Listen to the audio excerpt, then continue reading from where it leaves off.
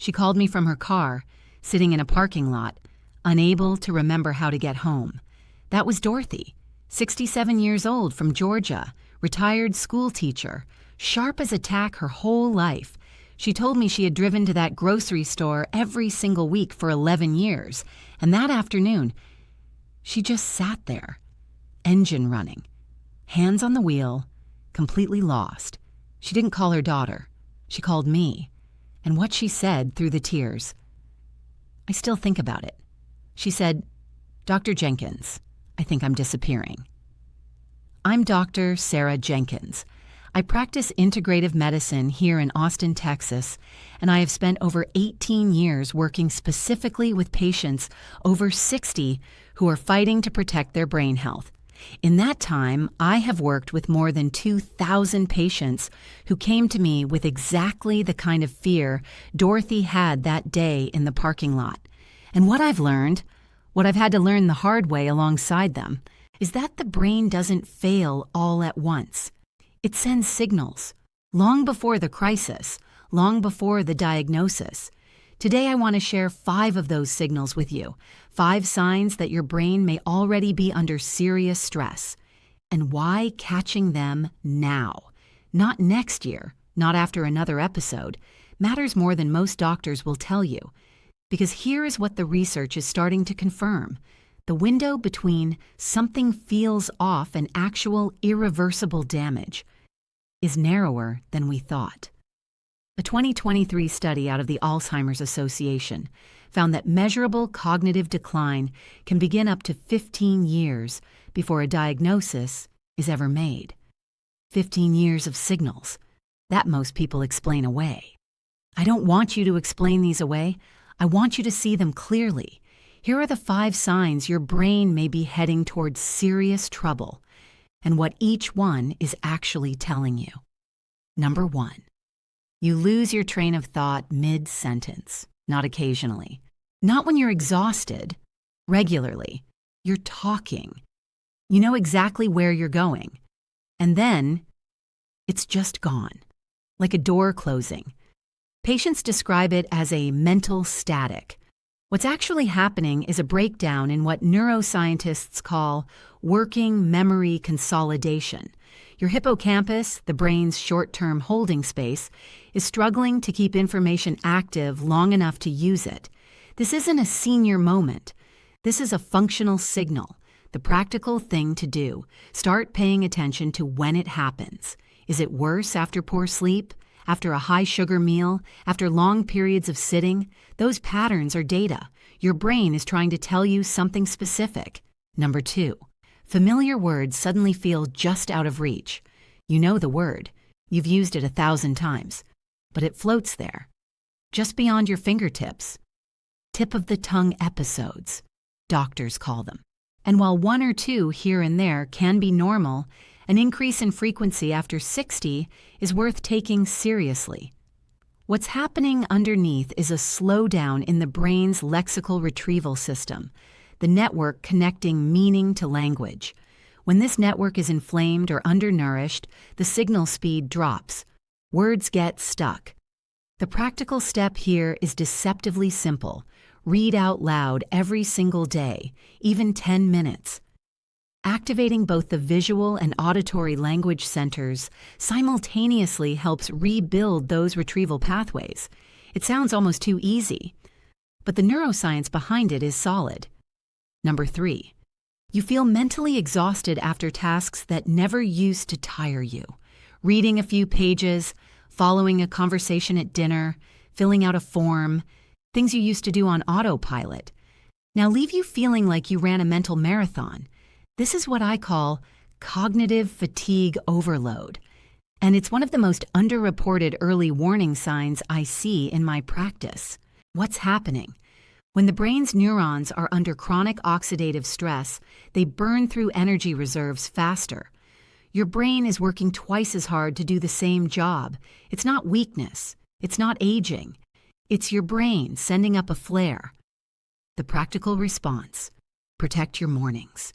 Your brain's glucose and oxygen reserves peak in the first 90 minutes after waking.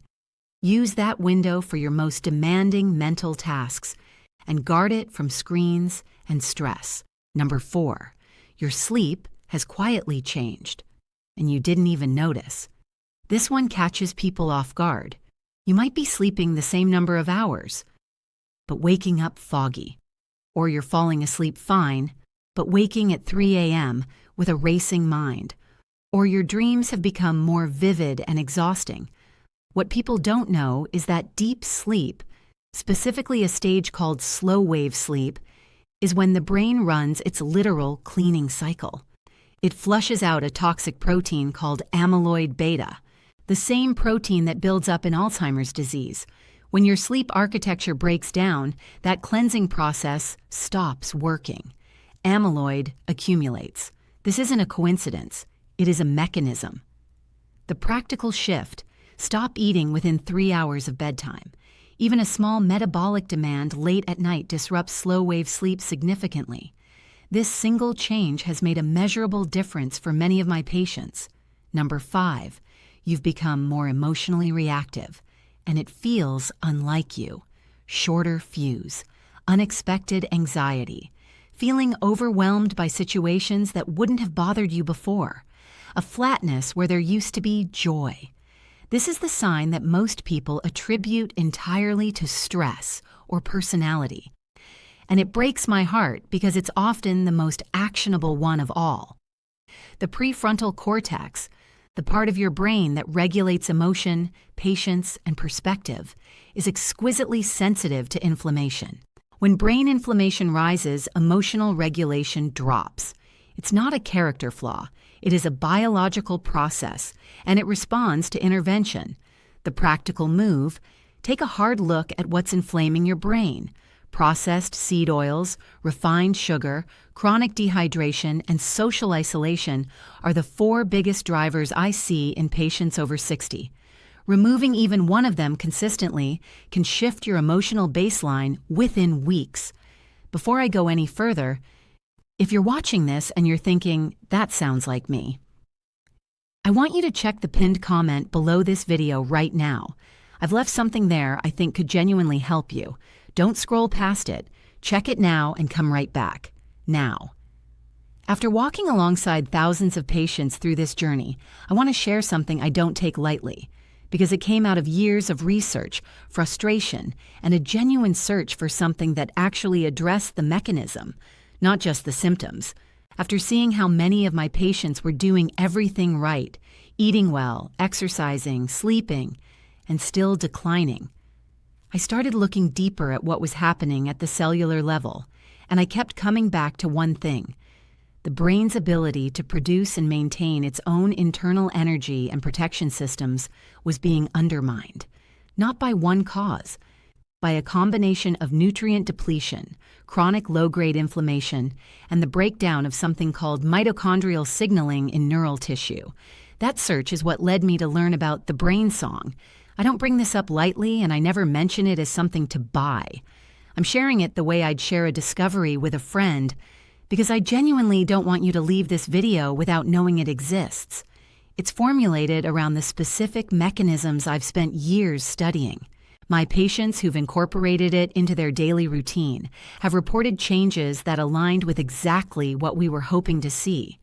More mental clarity, less of that foggy feeling in the afternoons, better word retrieval, and improved emotional steadiness. The link is in the pinned comment below.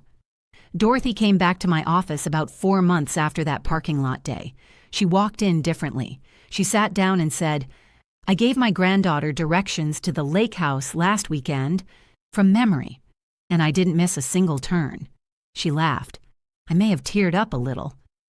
Carol from Arizona, 71 years old, told me the word-finding issue that had been humiliating her at her book club for 2 years had mostly just stopped. She said she felt like herself again. Linda from Tennessee, 68, came to me convinced she had early-stage dementia, the fatigue after reading, the emotional short fuse, the broken sleep. She had all 5 signs I just described. 8 weeks later, she sent me a message. "I finished a novel in 4 days and slept through the night twice this week. Barbara from Virginia, 74, was the most skeptical patient I've ever had. She told me straight to my face, "Dr. Jenkins, I've tried everything." And I told her, so had I. The difference was understanding why it was happening, not just what to take, but what the brain actually needed to start working for itself again. She checks in with me monthly now. She says the fog she'd been living in for 3 years has lifted. If any part of this video made you pause, if you recognized yourself in any of these 5 signs, please don't walk away and wait. The research on brain decline is unambiguous about one thing: time matters. The earlier you respond to these signals, the more your brain can do in response. Check the pinned comment right now. I've left the information there for a reason, because I wanted it to be easy to find, impossible to miss, and right where you need it. Your brain has been asking for your attention. Today is a good day to listen.